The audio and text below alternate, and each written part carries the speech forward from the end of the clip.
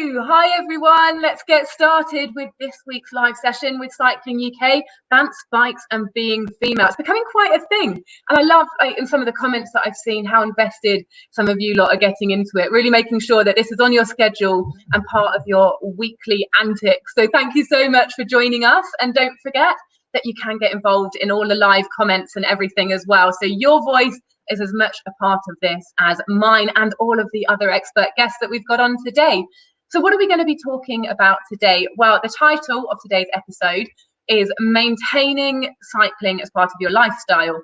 So if you've seen the first two videos, we really focused on beginner cycling, and that is like the very, very basics of how to pick up a bike and get yourself out the front door and cycling. If you didn't see them, you can have a look on our Facebook page and catch up with those at a later date.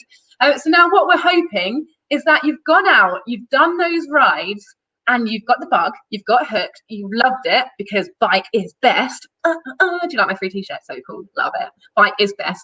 And yeah, you're well into it and you want to know how to take it to that next level. And we've got the perfect guests to tell us all about that today.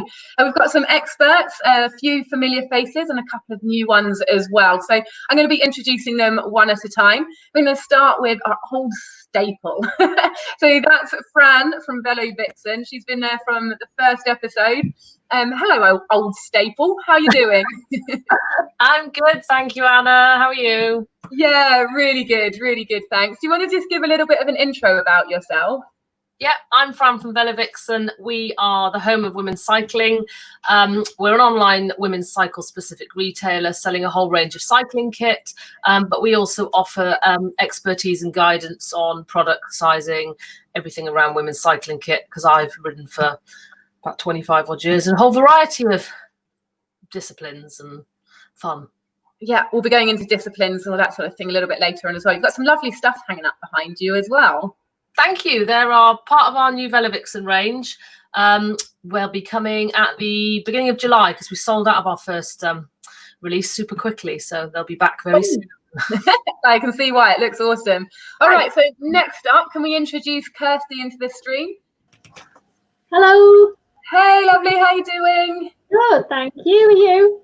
Yeah, great. Really excited to be getting going. So why don't you give a little bit of an intro about yourself? Yes, I'm Kirsti Grayson. I'm the director of Go Velo Limited. We do cycle training and bike maintenance courses in the Northwest. Excellent. Really glad to have you on board and some of that expertise to be shared with our audience today. And next up, let's introduce Elle. So she's a newbie to our panel. So let's all welcome her. Put in the comments, say hi, see a new face here. So a little bit about you, Elle. So I'm Elle, I'm a fitness professional and blogger, come cyclist and runner. I am a cycling ambassador, a breeze champion, and yeah, I'll put my hand to anything when it comes to two wheels. I know that that's very true because I've known you for a few years. I actually bumped into you at a BMXing day in Glasgow. It was like your first ever time trying a new discipline of BMX, right? You really did throw yourself into it, so that was great. And who else do we have today? We've got from Cycling UK, the voice of Cycling UK, who are the charity that are putting on these events, by the way, making sure that everyone gets the tips and information that they need. We've got Jenny. Hi. Hi. So why are you joining us? What's your background? So I, as you said, work for Cycling UK, head of our behaviour change and development team. So running lots of projects to help people get back on their bikes or onto their bikes for the first time. And I cycle a little bit myself, admittedly much more so during lockdown, and more plans to be on the bike much more as lockdown eases. Excellent. And what's your sort of background in cycling? What sort of cycling do you do? Oh, bit of commuting, cycling on holiday, and sort of leisure cyclist rather than anything more serious. Chilled out leisure cyclist, brilliant. And next up, we've kind of got the converse of that. Well, she's become a bit of a leisure cyclist actually, but ex-pro cyclist. We've got Charline Jones. Hi. Hi, Anna. So I think most people know you by now, but if you, for anybody new listening, why don't you give a bit of an intro?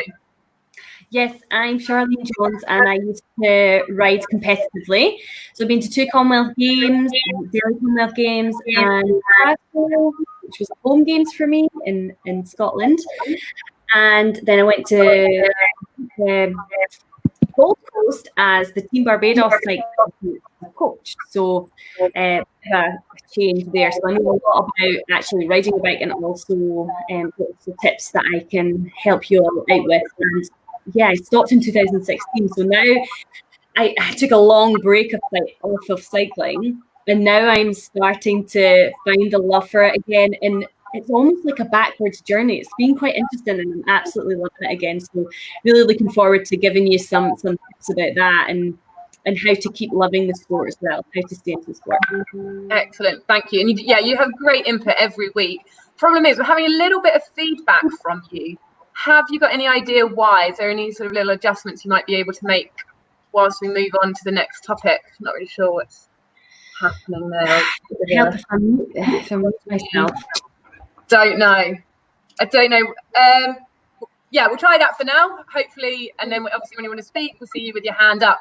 And this is one that we want everyone to get involved with, this very first question, and so that's going to the audience as well. And by the way, hi Nikki, hi Julia, hi Cara, hi Christine, hi Nadia. Thank you so much for joining us and getting your comments in, and keep them going, because we want to find out, who do you normally ride with? So this is a huge topic when we're talking about progressing your cycling life, because some people start cycling by themselves because they're kind of a little bit intimidated to go cycling with other people. Other people prefer cycling in a group and are actually terrified of going out on their own.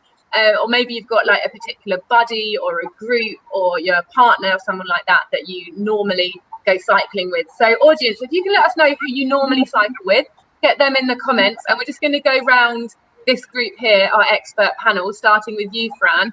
Who would you say that you normally ride with most? Like, what's your majority of cycling time? Well, obviously recently my boyfriend, but otherwise I've got a small core group of female friends that ride together as well. So those are my 2 kind of, main cycling groups, really. It depends what I want, because if I go with my boyfriend, there's no leisurely chatting. It's me hanging onto his rear wheel for grim death, him trying not to have a domestic and seeing if I can make it home in one piece. Charlie's smiling away in the corner. She probably knows that feeling. Was obviously with my girlfriends, it can be a bit more chilled. We do like to sometimes put in, a bit of an effort, but otherwise it's, can be a bit more sociable. And yeah. Yeah, it's funny you bring that up about not having a domestic with your partner, because with pretty much all the females that I've talked to, it's like we have this beautiful idea of having a partner that also cycles. It means, couples that ride together stay together. And I'm like, in your dreams, couples that ride together want to kill each other.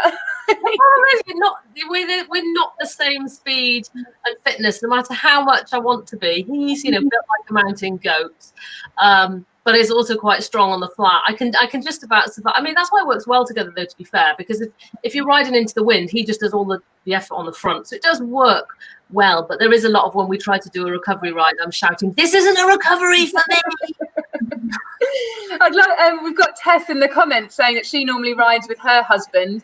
So how did that go for you? Is that like normally a thing that brings you together, or do you relate to some of the things that we're saying? I'd like to hear from you, Tess. Now, Kirsti, what about you? Who's your main cycling contingent? Do you go on your own or with other people? Well, what Fran's just said is I used to ride with my ex, and he is now an ex. So I think that says it all. Not due to cycling, I've got to add, but it's not. But yeah, no, I actually really like going on my own. I love it because it's me time, and you can go at your own pace. You can stop when you want. You can look at the scenery. You can change direction. I love that. So yeah, I'm a bit of a solo rider, really. Oh, well done. Good for you. And what about you, El? For me, I absolutely detest riding on my own. I think it started from having a lack of confidence. So I have found Breeze cycling groups to be the best place. So I either go to organized rides or I organize them myself because I trained up as a champion. And then it's just a really nice space to ride with other women.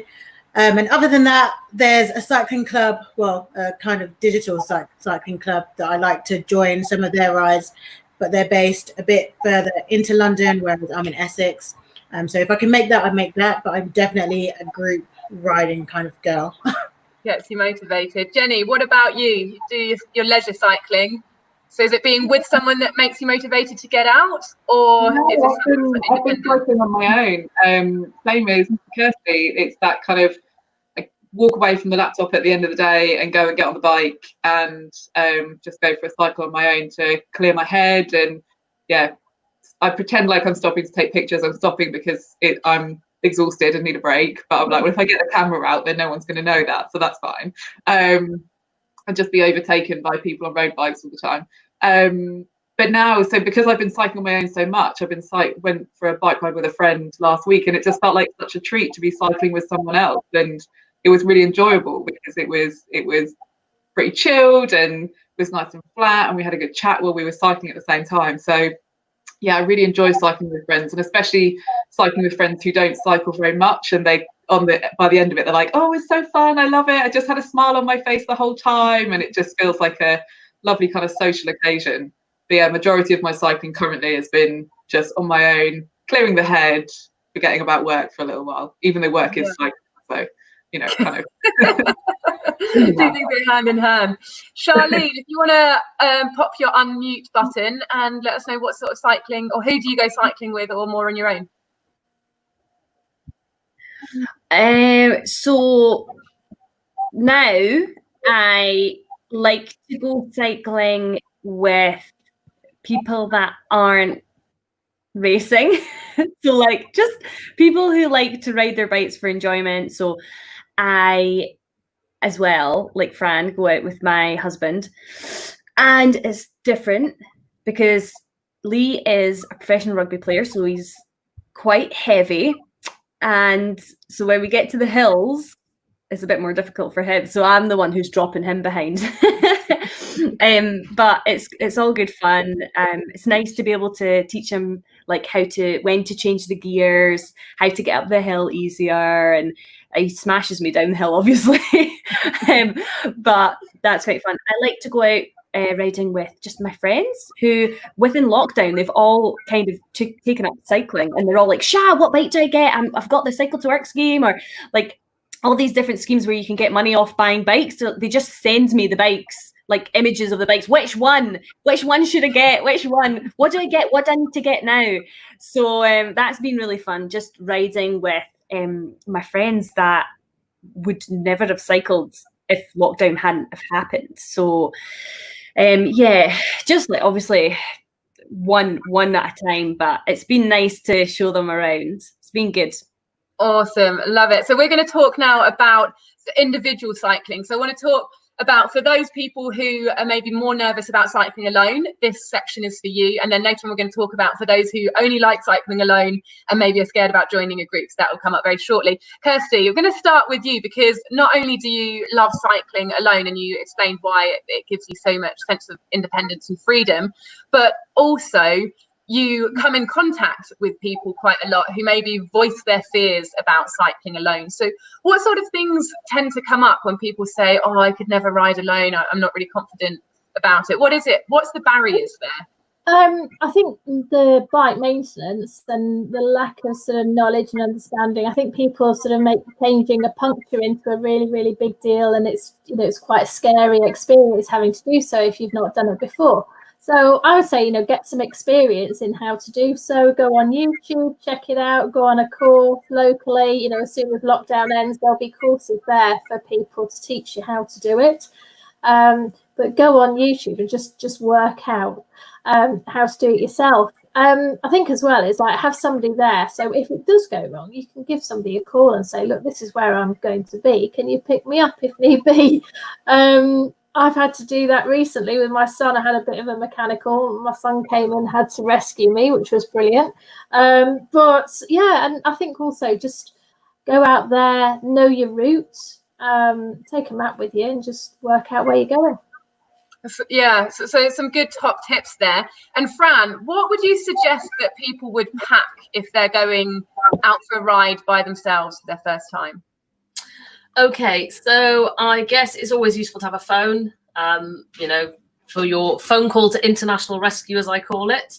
But I also carry a water bottle with some tools in it. So I'll always have an inner tube, a pump, some tie levers, a mini tool, a CO2 canister, and some rubber gloves.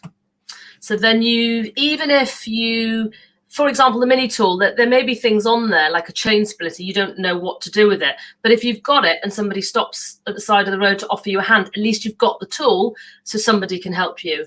And it just gives me that bit of confidence that, yes, I might not be able to do that. But as I said, if I had to walk or get to a shop or flag somebody down, then at least I've got something that I know what to do with it. So those are kind of the key tool bits that I would carry, and snacks. But that's because I can't go anywhere without snacks. So we're just going to ask producer Nick to write a couple of those things down in the comments. So Fran, if you just want to repeat your list so we can get that written down so the audience can refer to it when they actually go and do their packing, that'd be really cool.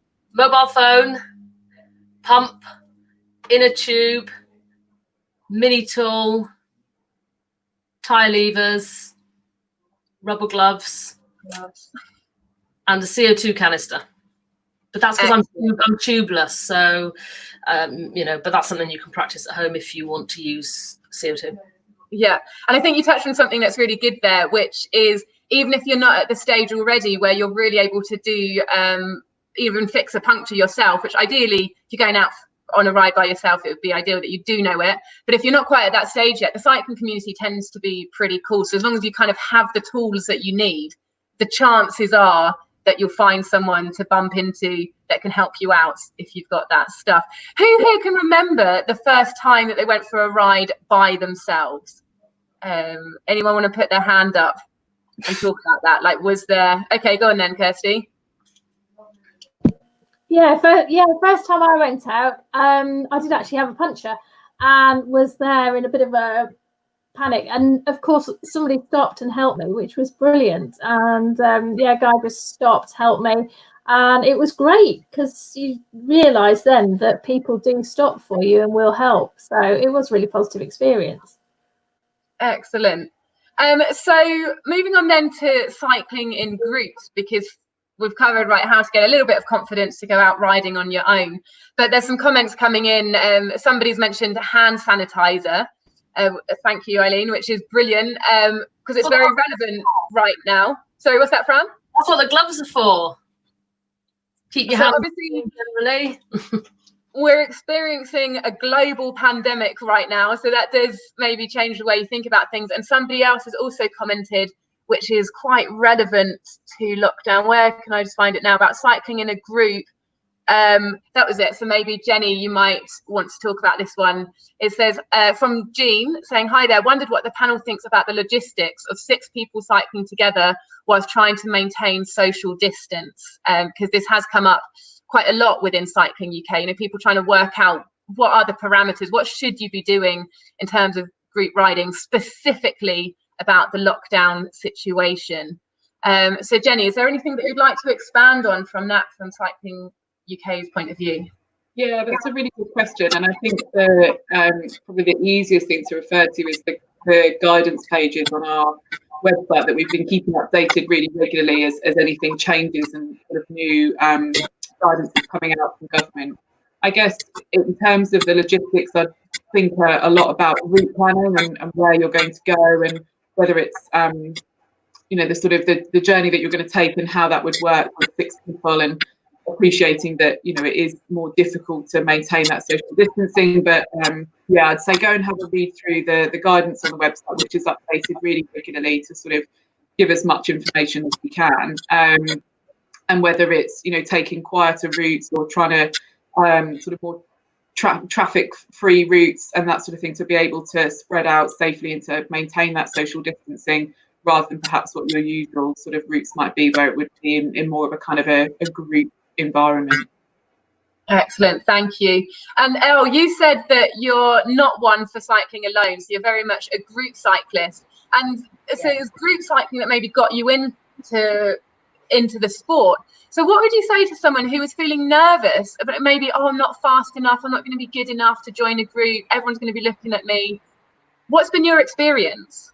I think that kind of nerves comes with any new activity, and it's something that personally you need to try to put aside and just turn up, because everyone is always so welcoming.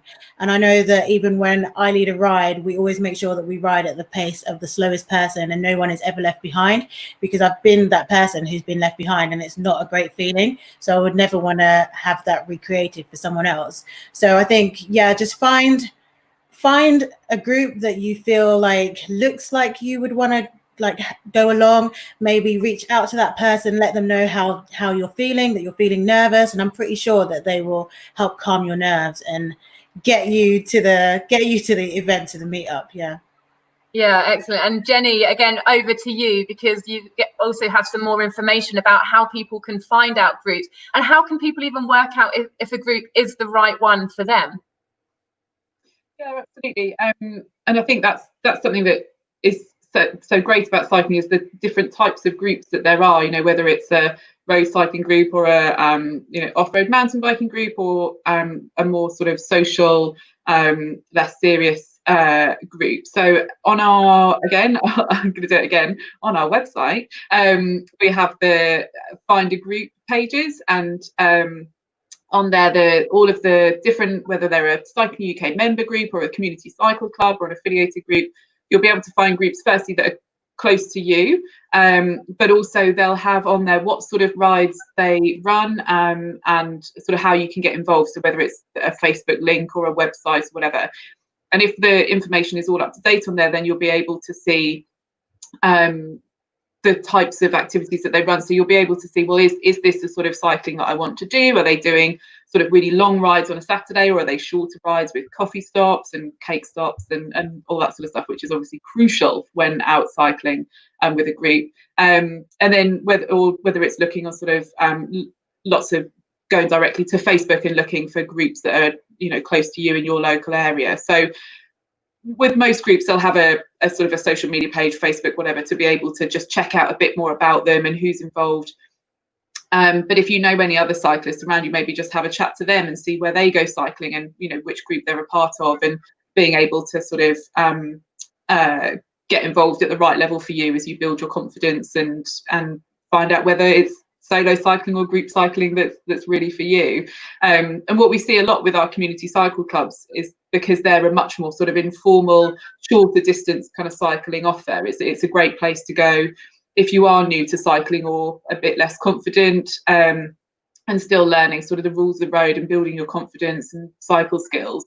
That actually taking those sort of greenways or off-road routes is a really great way to cycle with people from your local community who are a similar sort of level to you, and you can all build your confidence together, rather than sort of diving straight into a group perhaps that does the longer distance road ride sort of thing that Fran and Charline are talking about there, of chasing each other up hills and that sort of stuff. Might not be for you just yet, but it gives you the chance to build up to those sorts of things, or finding the right group for you. So yeah, and I've just had a comment here from Shirley, and I'm sorry to hear that you've had a negative experience, because she's actually tried a few cycling clubs and hasn't found them welcoming or friendly. So now she mostly rides on her own.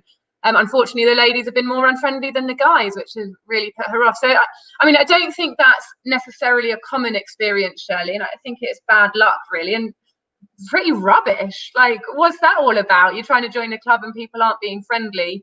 I would have liked to have thought that people are kind of, the culture had moved on and grown out of that for now. And so what would any of you say to Shirley, or somebody who's maybe had a negative experience? What sort of questions can you be asking to find out if a club is right for you? Charline? I mean, that's absolutely awful, and it's really not nice to hear. You're always going to get people in sport that are on their high horse, and they're going to be like, this is my club and this is blah blah blah, but just avoid those clubs, and you'll find something else in your area. If you just, I don't know, look on Facebook for just type in local cycling clubs, and I can't remember what it was, but it might be what you said, Jenny, the lots of different groups from where you're from on Facebook, and you'll find a really, really nice group from that.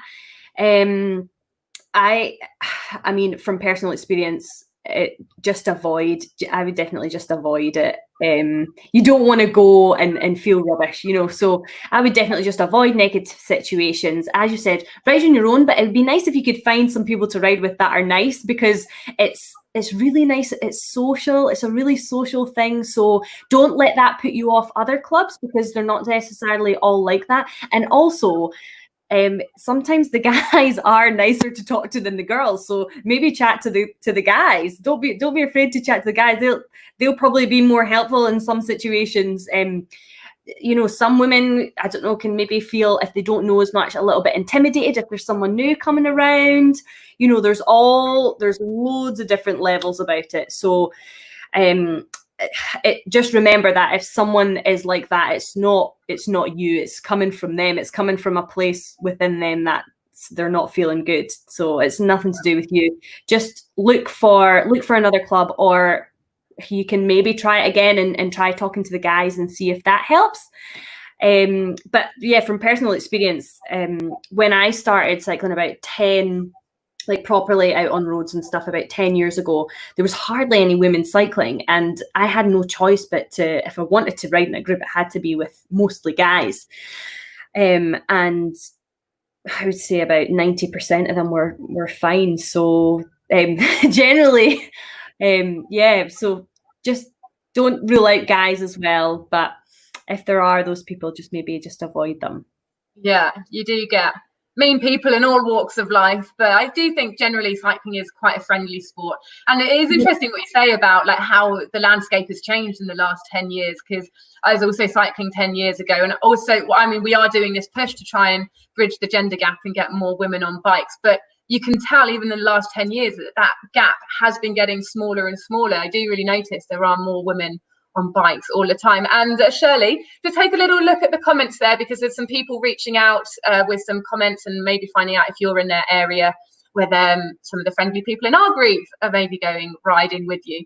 Fran, if somebody really wants to join a more serious cycling club, you know, they've got the bug, they love cycling, what sort of etiquette tips would be helpful? Ideally, if they join a club, the best way to learn is by joining, and people will teach you as you go along. So what sort of things will people start to learn as they ride in groups, in bigger groups and faster groups? Well, I guess the key thing is learning to ride in a group, especially if you're joining a club for the first time and you spent a lot of time riding on your own. So there'll be a lot of clubs out there that'll do what they call taster rides. So the idea is you just go out on that first ride and learn to ride in a group, and they'll teach you the etiquette of the group. So things like, you know, pointing out potholes, indicating when you're going round parked cars, you know, lots of things like that, of which, you know, Kirsti may cover that a bit more later with her role. And then most clubs have a variety of different riding abilities within that. So you can then find the one, you know, either start, you know, at the bottom or figure out the one that's around your pace. That's kind of where I'd start, really. And it's one of those things you learn by riding with people. You know, you can, Google's great, but there's actually too much information. You're better off going out there and learning by going with more experienced people and saying, well, actually, you know, you need to point out the big obvious potholes because the people behind you won't see them. So it's that kind of, you know, learning from other people. Great. So any other comments from our experts here? If you want to put your hands up about either riding alone or riding in a group that you think would be useful for our listeners, or in the audience, if you've got any questions before we move on to talk about mechanics. So we'll go Fran again and then move to you, Elle. I just had one quick thing from earlier when you said about what things should you carry. Identification, and don't rely on your phone and the emergency contact in your phone. So prior to working at Velodrome, I was a police officer for 13 years. If you have an accident on a bike and you end up on your back and people aren't going to move you, they're not going to go ferreting in your pocket for a phone. So look for something like a wrist ID band. So road ID's the classic one, but there's loads of companies out there just with your contact details on. Ah, it's a good idea. Yeah, thank you. Elle? In terms of the group cycling and finding a group that you like, there was nothing available in my area, so that was why I became a Breeze champion. So there's always the option to just create that group in that small community yourself, maybe at like a local bike shop or a local like hall or something. So yeah, that if you are in an area and there's nothing there already for you, there probably are lots of other women, or at least a few other women in the same area who are looking for something too. So maybe just create that. Great, yeah, create it yourself. I've been doing that a little bit here in Spain, actually. I wanted to make some friends, so I started a little cycling group, currently literally stalking women on Strava in my area, and dropping them messages to see if they want to be my friends. Real. But yeah, it works. Mostly I'm riding with my granddad gang at the moment, so it's there's quite a retired community out here, and on one of the rides one of the guys became a granddad for the first time. It was super cool. So meeting loads of lovely people by doing it myself, by looking for those people. So it does work. So we're going to move on to mechanics now. Kirsti, if people are going out for a ride, what sort of things they need to check on their bike every single time that they go out? What are the fundamentals there? Okay, so you do a basic check on your bike. So starting at the rear wheel nuts, make sure the wheel nuts are nice and tight. Check your spokes. Check your tyre pressures like an apple, not like a squidgy tangerine. Work your way up to your saddle. Make sure it's nice and tight and it doesn't fall off when you're riding. Down to your pedals. Make sure your pedals spin nicely. Check your chain, that it's not rusty, nice and silvery grey. Make sure as well, give those pedals a bit of a bit of a pull, and make sure it's not all wonky down in the bottom bracket. Up to your handlebars, check both brakes are working nicely. Check that your handlebars are going in the same direction as your front wheel. Work your way back down to the front wheel again. Check your apples and oranges. They should feel like an apple. Your tyre pressure should feel nice and tight like an apple. Spokes again, and then last thing, wheel nuts. So quick check on there. It takes literally as long as I've just spoken for then. If you do that, then your bike's in good working order. Alternatively, all you can do is do the ABC check the air. So check for your apples, not your squidgy tangerines. Check your brakes, check your chain, make sure your chain's on, and then just drop your bike, and if anything falls off it, put it back on. Simple. Just put it back on. And if you're going to be putting things back on yourself, there's some basic fundamentals that if you're really getting into cycling, there are some things that you probably want to learn how to do yourself. Maybe Charline, do you want to talk through some of the bike mechanic things that you really recommend that people learn how to do independently? Changing a puncture.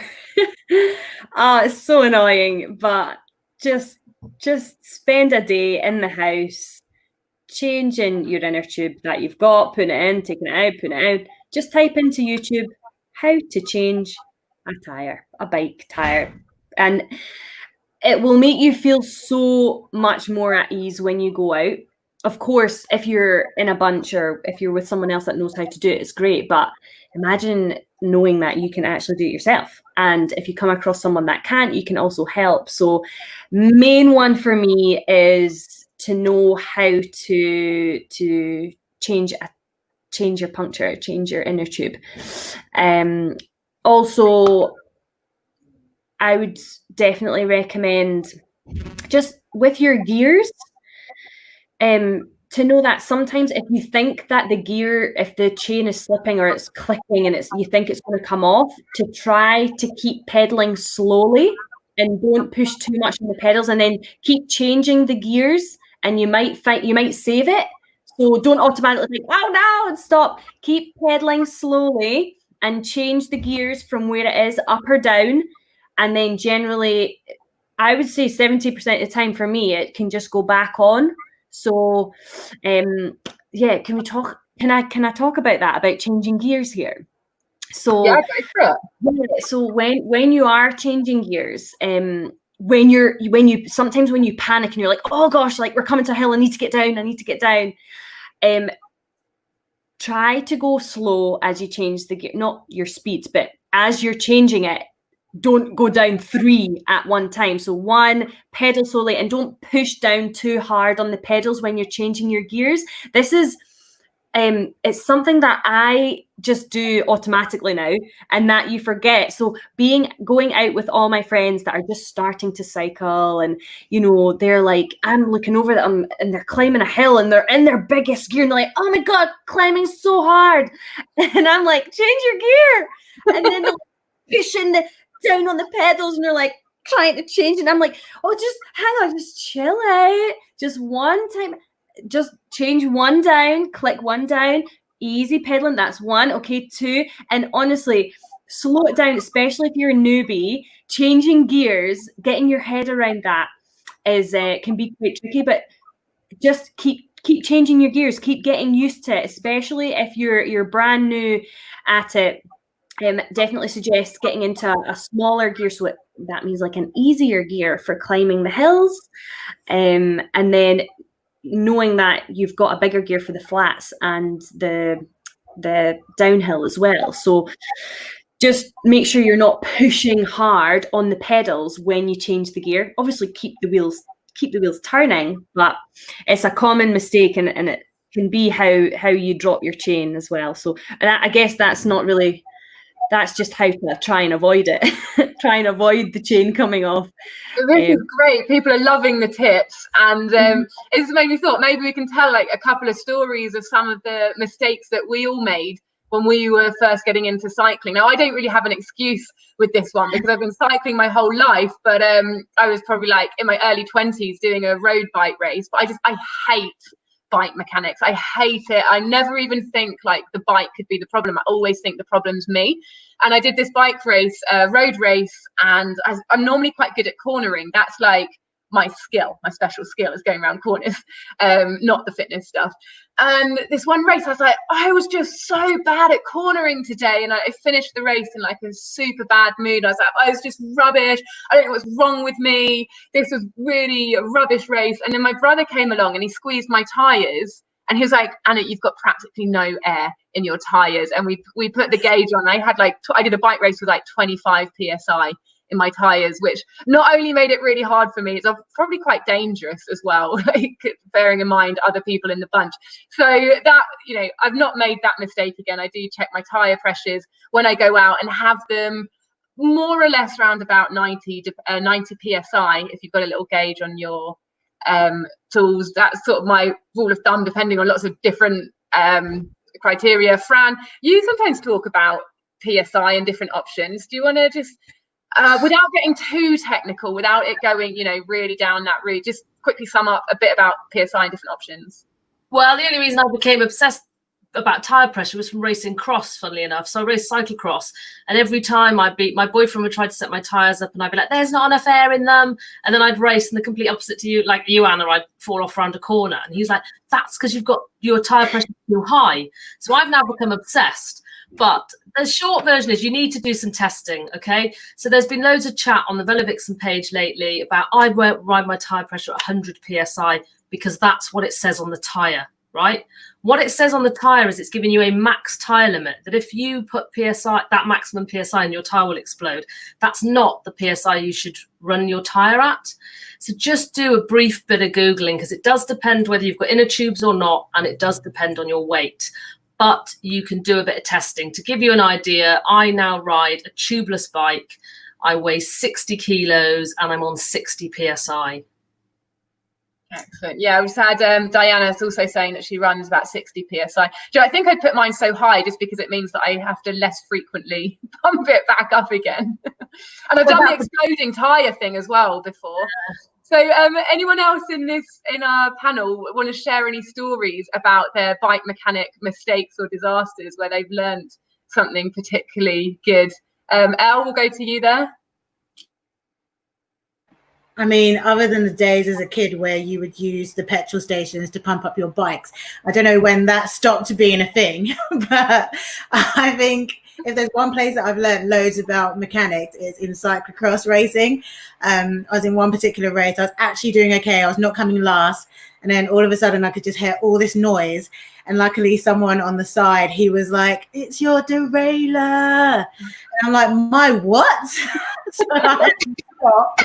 I'm on the ground, digging mud off of the bike and then trying to get a chain back on. Quickest way to learn how to put a chain back on.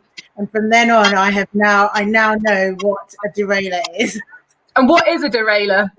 Oh, good question. Thanks for testing me. I don't know, is that thing at the back or the front that keeps the chain on? Yeah, the little dangly bit. The very, very delicate thing. Sort of Z-shaped cog type thing. Brilliant. Any more mechanic stories from our panels? And we've got people in the comments as well. Emma says she always does what it says on the tyres. So do remember that that's the maximum, not the advice, not the recommended amount. And I just want to see, Eileen says tyres should be firm like an apple, not squishy like a banana. And let me see, there was another comment here. Oh yeah, this isn't about bike mechanics, but it's just a nice comment that I want to draw attention to from Lisa, who's talking about the group making friends in Spain. So I've started some groups, Ella's also started groups, and saying that you meet all sorts of people from all different walks of life. And I do find that cycling can be a great leveler. You know, you don't know what jobs people do, you don't know much about them, about their backgrounds, how much they earn, what's going on in their personal lives. You're all just there riding a bike, and it can be a great way to meet people outside of your normal bubble. You know, often you attract yourself to people that are kind of more similar to you. So that is a really great thing about cycling. We had another mechanic story, I think. Was that you, Jenny? Did you have your hand up there? It was just following on from Elle's derailleur chat, actually, and not knowing what these things are on our bikes. But so I sort of cycling more during lockdown, and realised that my gears were not changing smoothly at all when I was out cycling. So I was like, right, I need to do something about that. So thanks to YouTube and a super helpful video, I learned how to index my gears.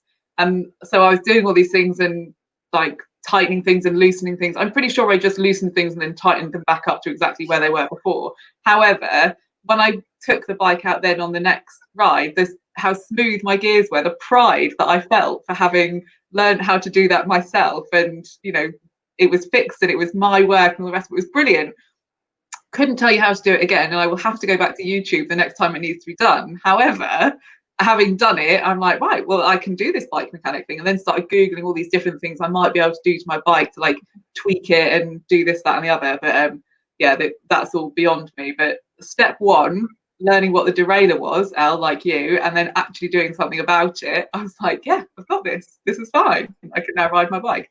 My next thing is to learn how to fix a puncture. I do know I'm going to have to do that at some point, but I'm putting that off for now. So that'll be step 2 in my bike maintenance education. And sorry, one sec, Charline, so we're rattling through. We've still got a few more topics that I want to cover. To also mention about bike shops, because if you do get a little bit stuck about doing things yourself, local bike shops are a great resource. Has anyone here had many experiences visiting their local bike shops? Do they tend to be female friendly places? What tips? Just expand on that topic. Is there anyone who would like to lead here? Fran, hands up. Well, I think it's one of those things that people think that bike shops are quite a scary place. And I think probably 10, 15 years ago, they probably were, because again, there was less women involved in cycling. But I think if you go into most local bike shops now, they will be accommodating. You know, people want to support small businesses. They want to give people a service. And, you know, most bike shop owners get satisfaction from seeing people go away satisfied with a new bike or a fixed bike. So I just think don't be afraid and don't be shy about going into your local bike shop and speaking to them, because they're the ones that will be able to save your bacon last minute, not, you know, buying the bits cheap online. It's your local bike shop that will be the ones that can help you if you need, I need this done by tomorrow because I want to go out with my mates. And there's a few initiatives out there, aren't there, about helping people get their bikes into working order. Somebody's commented earlier on about the £50 scheme to help get your bikes fixed. Now, I've heard a little bit about that. It's Tracy. She said, can you tell me a bit more about the £50 government scheme for repairing your bike? I might be putting people on the spot here, but is there anyone who's sort of qualified to talk a little bit more about that in our panel? Is that your hand up, Kirsti? Do it. So if you can just unmute yourself. I'm here. I've looked into it because obviously my company provides bike maintenance and free servicing for people currently for the NHS. So I had a look at that. I don't think as yet it's been launched. So there's nothing official, but I'm keeping a close eye on it. There was something from government saying that it was going to be launched towards the end of June. Correct me if I'm wrong. It may have been updated since then, but that's what I know so far, I think. Elle, do you want to expand there? Oh, you were just waving around. Cool. And Jenny, do you want to add anything as well about maybe the big bike revival and other things where people can get their bikes out of the shed and going again? Yeah, absolutely, and totally agree with Kirsti's point there. Hoping to see more on the voucher scheme released soon. But yeah, so the big bike revival that we run every summer is really about helping people get bikes that might be in the shed out and in working order again through pop-ups delivered in local parks by qualified mechanics, local bike shops, recycle centres. So the link is really handily on there at the moment. We've been running it all through lockdown for key workers and NHS workers so that they can cycle to work and be commuting safely on bikes that are in good working order, and something we're looking to continue to roll out all through the summer. So yeah, more information to come on that, but it's just, for us, it's tapping into that network of really knowledgeable and excellent bike shops and mechanics and recycle centres as way to either get a really good quality second-hand bike, or to get your bike fixed up, or also to learn skills as well. So to teach people about those basic kind of maintenance things that we've been talking about now, whether it's fixing a puncture or checking your gears, so that it's not just about, okay, well, you can go and get it fixed, but also you can learn along the way, so that then you're more equipped and more confident to deal with it next time it might need a check as well. So yeah, linking into exactly what Kirsti was mentioning there about. Perfect. So there's loads of resources out there. So if bike maintenance and mechanics and something like that is intimidating you, there's ways that you can learn about doing it yourself. And there's also resources and people and shops and classes and all things out there that can help you. So just go delving in, and hopefully you've picked up some tips from this chat already. And so we're going to talk a little bit about clothing now. We've got some great experts here, and we've already touched on it on the beginner session. So like I say, if you're just tuning in now, we have run these panel discussions, talking very, very beginner cycling, really getting your bike on your bike for the first time in perhaps a long time and doing just a few miles. And I want to reiterate that if you just want to start cycling, you don't really need anything. You just need a bike that's good to go and perhaps a pair of trainers. You don't need anything special, so don't let that put you off cycling. But if you want to then take your cycling to a little bit more of a next level, go a bit further, or do it more frequently, then starting to think about kit is really important for your own comfort. Now, I'm going to start with a little tip, because I really love cycling in jeans. I do mountain biking quite a lot and just love riding in jeans. Don't know why. I think I just don't like the idea always of having to get changed into something different. If I can put my knee pads on under my jeans, I'm even happier, or cycle around town. But I have realised over the years that if you're going to cycle a lot in jeans, you need a spare pair of jeans that you keep for good, because eventually your saddle will rub away at the bum part of your seat, and you end up with these white bum patches. And that's not always a good look when you're going for your smart jeans. So keep one pair of jeans aside that you don't ever cycle in if you're going to be a denim rider. So then, talking about kit, Elle, when you were getting into cycling, what were the first cycling specific bits of kit that you invested in?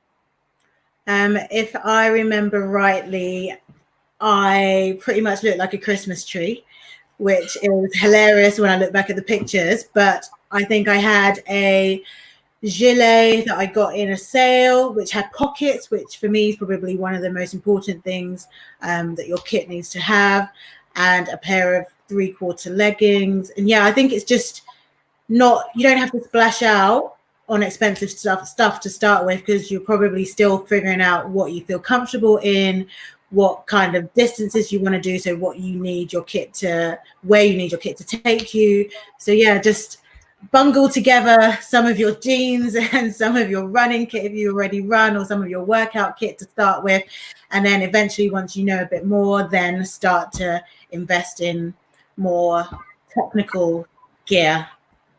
More cycling gear. And Charline, like you said earlier on, you've kind of gone the other way. You've gone from hero to zero. No, I don't mean that. You've gone from pro to casual cyclist. From right, yeah, we'll go with that. So you've like said that you now enjoy cycling around in just whatever you're wearing and not being a cyclist. So at what point of a ride would you think, okay, this is a ride where I need cycling kit, whereas this is a ride where I'm just not going to bother? So if I'm going out for a cycle to ride my bike for the sole purpose of just riding my bike, I will wear the padded shorts and the cycling shoes, clipping shoes, cleats, pedals, and all the cycling gear. But if I'm just going to the shops to buy my food, or going round to my friends, or just if I'm cycling to somewhere, I don't wear anything that's cycling apart from a helmet. Yeah. So I was worried where you were going. I don't wear anything apart from my helmet. Don't wear anything apart from a helmet. Literally, I just wear what I'm wearing. Just got to make sure, if you're, one of these glam ladies that rides the bike, which I love to see, and you've got your long floaty skirt, make sure you either tie it in a knot, or it's safe and it's not going to go in your chain, because I've seen it happen before. So if you've got like the baggy trousers or anything like that, tuck it in a sock, especially on your right hand side, the side that the chain's in. And just make sure that it's safe. Oh, as well, like if you're wearing trainers, make sure they're tied, because sometimes if you're used to wearing trainers and you just tuck your laces in, because you're moving your feet a lot, they can come out and then they can get caught in your chain, and it's just a mess. So I really would recommend, I know it's not cool for some people, but it could save a lot of damage. It could save a lot of damage. And it can be very dangerous. I've had my shoelace caught and it stops you dead. It can stop the bike from, you know, you're going and then suddenly you're not. So it's actually a brilliant tip. I'm really glad that you brought that one up. Thanks, Charline. Kirsty, do you have your hand up? Do you want to mention something about kit? And also, as well, I'd love to hear from you is about kit and weather as well. So if you could, whatever you wanted to say, plus something about UK weather. I'm really, really keen to normalise cycling and make it absolutely just get on your bike and ride it in your jeans, in whatever you're wearing. But yesterday I taught 3 people to ride a bike. So I spent 3 hours, and I can get, if you're learning to ride a bike, I think it's really important to invest in some form of cycling kit for your bum. Because the poor people who I was teaching yesterday, honestly, they within about 20 minutes, that you could see the look on their face that they were concentrating on riding a bike, but they couldn't actually concentrate on that because their bums hurt. So I kind of really felt for them.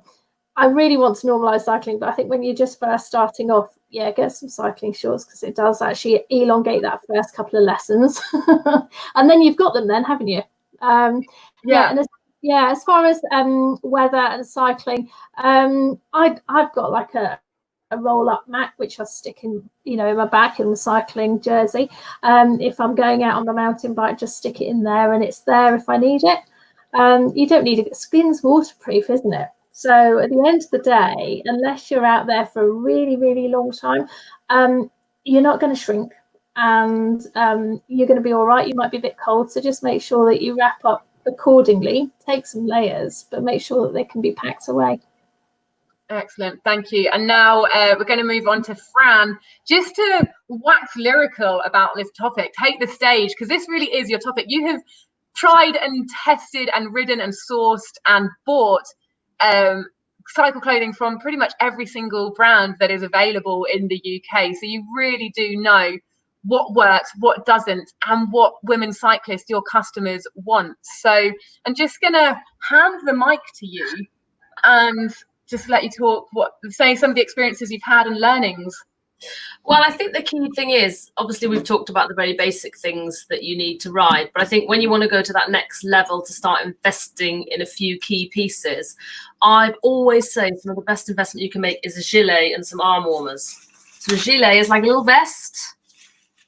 It's got some pockets in the back, as Elle mentioned, and arm warmers are literally exactly as you say they are, with a thermal backing, because the point is those are both so versatile. So at the minute when the weather's changeable or you go out early doors, it's a bit cooler, the key is keeping your core warm. So if you put your gilet and your arm warmers on and then the sun comes out, you can take them off and stuff them in your jersey pocket or a bag if you're carrying a bag. Obviously Kirsti mentioned coats, so there's a whole range of, like, this is like a packable rain cape from Stolen Goat.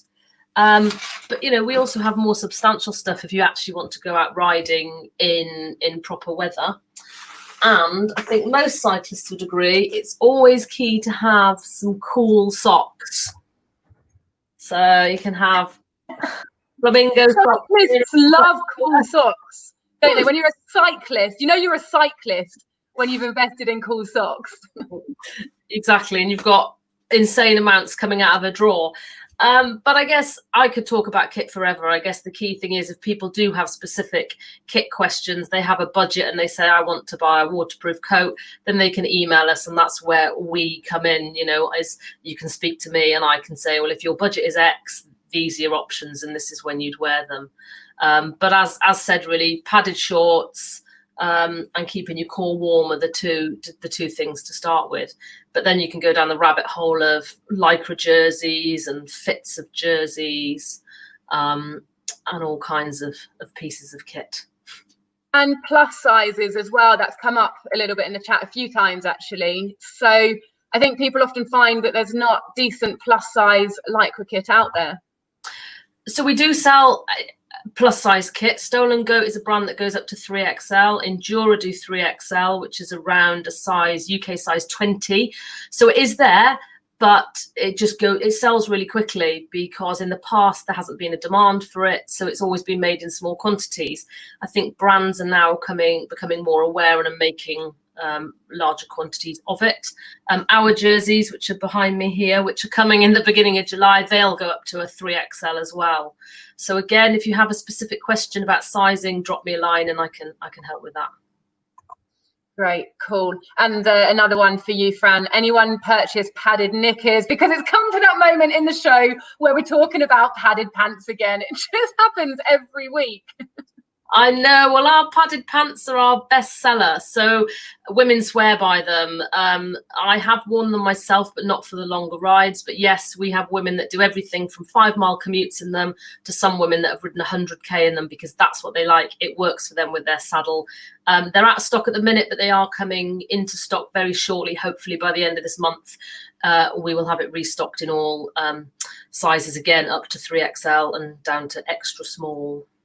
And on the XL thing, we've got Kerry, who's mentioned that Fat Lad at the back are also a good brand for amazing larger sizes. And they also have a sub-brand, I think, called Fat Lass at the back. So they're really embracing the plus size options there as well. So thank you for that. And Christine, she loves her Velodrome long sleeve tops. And she was one of the people that managed to get in there early, which is great. Look, we're running out of time. I was going to talk about choosing a cycling discipline, because I think that's really, really important. When you might have just got on a bike thinking, I'm just going cycling, which is all it is you're riding a bike. But once you've done that, it can go in any direction depending on your personality and your desires and the things that you want. So we're not going to be able to spend as long on this topic as I really wanted, so maybe it's something I could come back to in a few weeks' time. But just very quickly, we're going to go round, and if each of us could talk a little bit about a different type of cycling. So Charline, you've had some experience in this. What is track cycling? Velodrome. You're basically you just go round and round and round. Sounds boring, but it's totally not. You can go so fast. So if you like the adrenaline, what I like about cycling is that I can go so fast. Like, I'm pretty much an adrenaline junkie, so it's perfect. If you like that part of cycling, get on a track. Just when we're allowed back on the tracks and things, get on a track. It's so much fun. You can go so fast. And yeah, I would just really recommend it to anyone that doesn't really like cleaning bikes as well, because you've not got all the elements to have to deal with. I'm the lazy one here that doesn't like cleaning bikes. Hello, that's me. So I don't like doing it, but I mean, I have to clean my road bike. Probably my least favorite thing about road riding is cleaning the bike, which is why I do track cycling. So at least come on, get in the cycling bike, get on a mountain bike.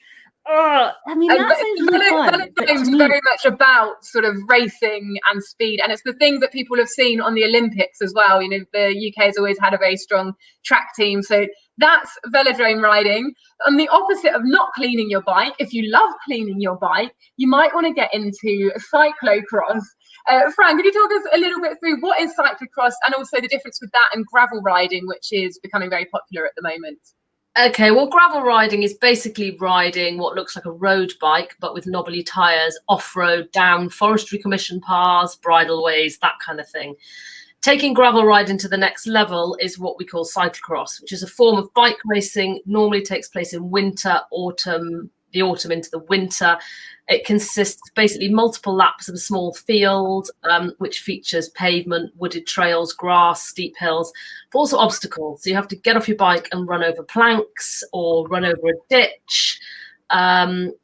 I managed to bully Elle into joining me at a cyclocross race last September, where our club Bants put on a women's race, and our goal was actually to get 100 women to race. We had 163 women on the start line.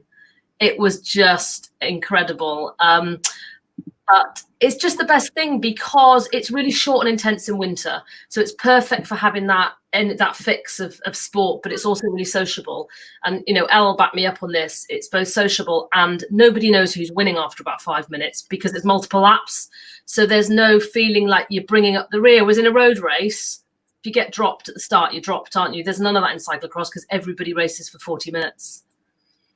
Thank you.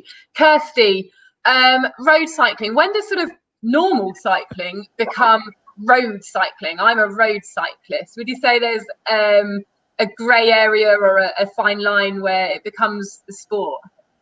I think it's when you start to go and ride with a club. I think you then become a road cyclist. If you're riding within a club environment or you're out there churning up the miles, going for big long spells with a cafe break, I think that's a road cyclist to me. You know, I'm effectively a mountain biker. I like the dirty stuff. I don't mind cleaning my bike, and I love the great outdoors and going and seeing lovely big high mountains and playing about on that. So that's more my bag. But certainly road cycling, you know you're a road cyclist when your socks are at a certain length and that you can see somebody's bum about that far away from you. That's somebody else's game. Elle, you've got some fans in the audience. Diana, she loved the Velodrome cyclocross and she got to meet you. Absolute bonus. Woo! And Elle, you've done some long distance sort of stage riding with the London to Paris. So what's stage riding like, or day-to-day tours? So I would probably call what we did bike packing, because we just decided we wanted to ride to Paris. We decided we'd do it over 3 days, and we decided we'd do it unsupported. So it was a really adventurous thing to do, in that we had to do all the research ourselves, decide where we were going to ride to, plan our routes, decide where we were going to stay. And it definitely was testing. But we all remained friends by the end of it, which is what counts.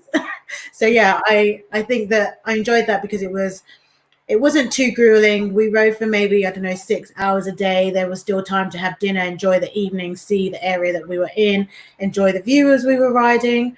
So yeah, that's something that I definitely did enjoy, but it did take quite a lot of training and planning. Good. All right. And Jenny, could you tell everyone what mountain biking is? Sure. I was having a conversation with a colleague about this yesterday and decided that mountain biking is going up and down mountains on a bike.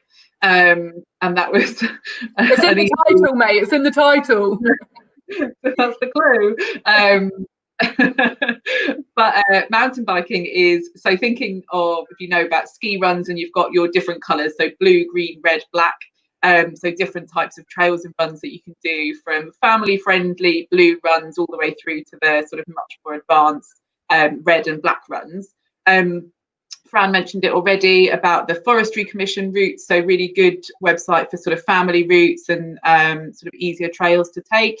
And then you'll have your more sort of specific mountain bike centres, really advanced one in Wales and lots of all over the country where it's very specific and for the more experienced sort of mountain bike cyclists. So yeah, different kind of bike, looks very different from a road bike if you've got a sort of a proper mountain bike, and it can be as sort of organised or freestyle as you want, from sort of finding your own routes, something like the off-road Great North Trail from one end of the country to the other, or doing something that's sort of in a park that's been created for mountain biking.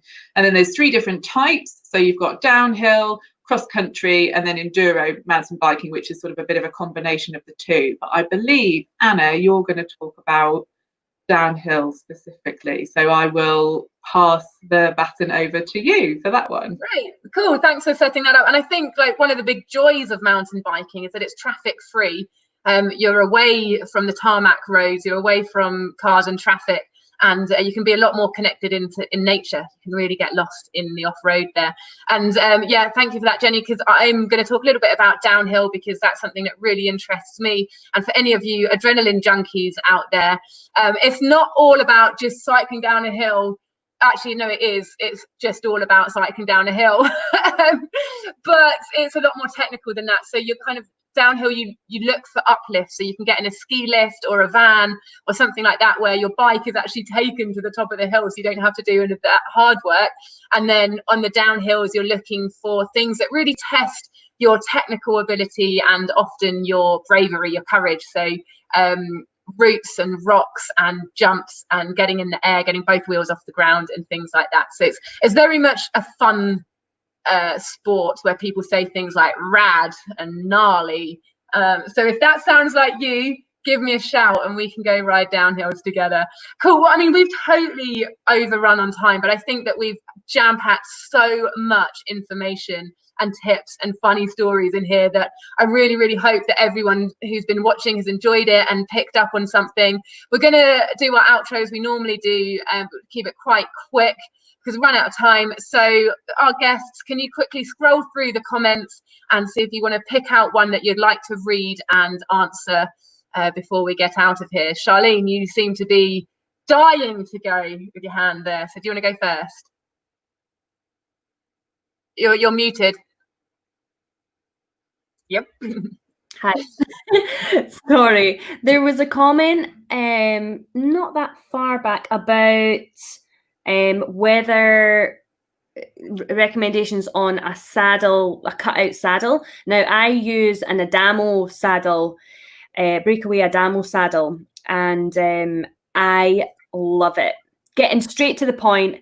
At the start, your sit bones round about there will feel sore and like maybe be a little bit bruised, but it then toughens up and then you can't feel it. But it just protects the middle part, so you're not going to get any friction there. For me, it really, really works, but I know that you need to work on it. So you need to be riding that bike quite a lot, and then it will be like, it took me maybe 2 or 3 months, but definitely works for me. So I use a cutout saddle. There you go. Thank you. Fran? I'm just going to go with a comment about mountain biking is the one from Tess. Big green open spaces, hitting the trails, getting lost in the woods, playtime. I'm with you there. And there's nothing better than getting on your mountain bike. You feel like a kid again. Same. Excellent. Thanks, Tess. Kirsti, what's your comment today? Oh, that was going to be mine as well. I like the hashtag playtime. I'm up for that, Tess. I'm with you all the way. Bro, okay. Elle, have you seen any comments there that you'd either like to answer or just highlight?